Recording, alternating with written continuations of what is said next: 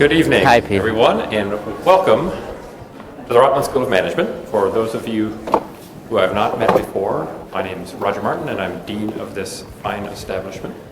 And it is a great pleasure tonight. The event brings me lots of joy and pleasure, and I'm sure it will for all of you here as well. So the reason for getting us together is to hear about and launch Diaminds, which I think is a fantastic book.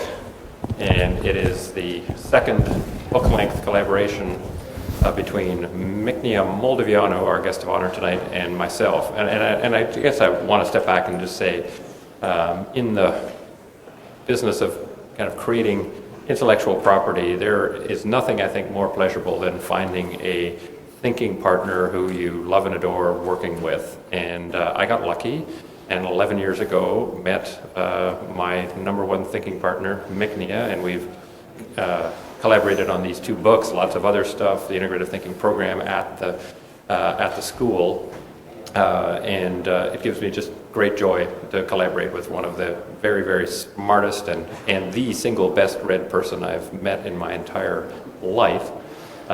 So it's, this is a happy evening for me. And it's also a happy evening because sitting right back there in the third row is our absolutely beloved benefactor of the entire integrative thinking effort here at the Rotman School, Marcel Desautels, to who this book is dedicated, and other books have been dedicated, because without Marcel, this book, the whole program would not exist. So it is wonderful to have you in the audience, Marcel. Wonderful.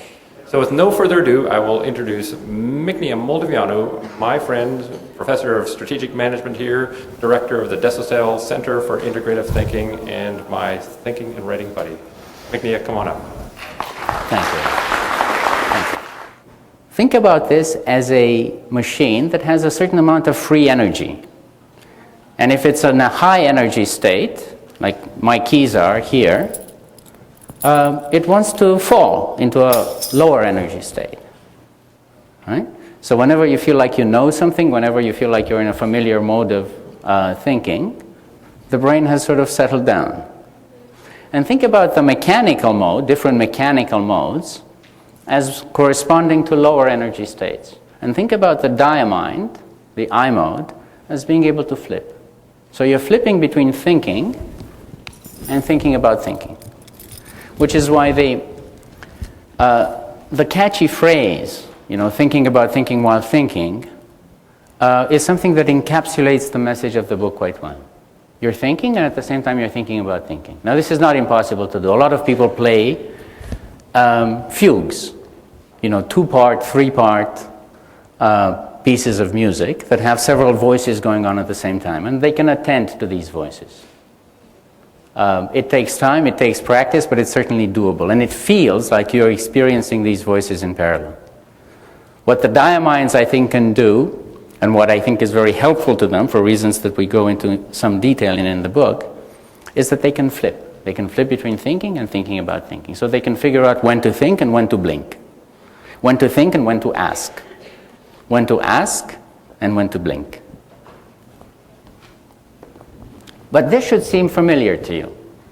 After all, there is something that if it's deep enough, if the concept is deep enough, it should also explain a lot of our work on integrative thinking, and I think indeed it does.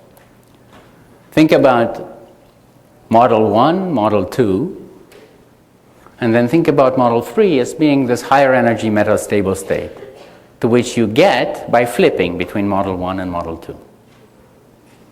So what the integrative thinker does, and what I think the integrative thinker has to do in order to get to this integrative state, is really be able to see the world in terms of these two models. So he has to flip between these two energy states.